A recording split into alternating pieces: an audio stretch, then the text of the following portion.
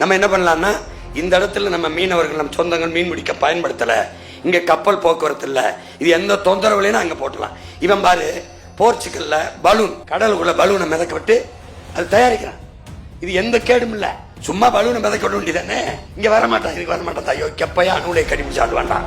இங்க பாரு, இங்க பாரு கடலுக்குள்ள இது மின்சாரம் உற்பத்தி செய்கிறா தம்பி. அலை போற வேகத்துக்கு இப்படி அசைஞ்சு அசைஞ்சு மின்சாரத்தை ப்ரொடியூஸ் பண்ணுது. இந்த மாதிரி கடல் அலையில ஓரக்கடையில பெடல் மாதிரி போட்டு தயாரிக்கிறான். ஏன்னா நான் சொன்னது நம்ப மாட்டேன், இந்த அதெல்லாம் போட்டு போட்டு காட்டுறேன். நம்பட அப்பவாது இந்த மாதிரி ஜப்பான்ல நடந்து போற பாதையில இந்த நடந்து போற பாதையில போட்டு இந்த வர ஒவ்வொரு ஃபுட் ஸ்டெப்லையும் தயாரிக்கிறான் மின்சாரம் தயாரிக்கிறான்டா. ஒரு காலடியில இத மாதிரிலாம் இருக்கும்போது எதுக்குடா இந்த அணுவில் இவர் ஆபத்தான மின்மாற்றிகள் இந்த டிரான்ஸ்ஃபார்மர் முழுக்க தூக்கிறவான்னு இதெல்லாம் தூக்கி போறேன். இந்த மாதிரி டிரான்ஸ்ஃபார்மர் இந்த மாதிரி ஒயருக்குள்ள கொண்டாந்துறேன். கம்பி முறையை தூக்கிறேன், கம்பியே கிடையாது, அருந்து விழுந்து தீ எரிச்சுது, அதெல்லாம் கிடையாது. இந்த மாதிரி மின்மாற்றிகளை தூக்கிட்டு இது நம்ம ஐயா போட்டது ஸ்டாலின் அப்பா, இதெல்லாம் எடுத்துரு.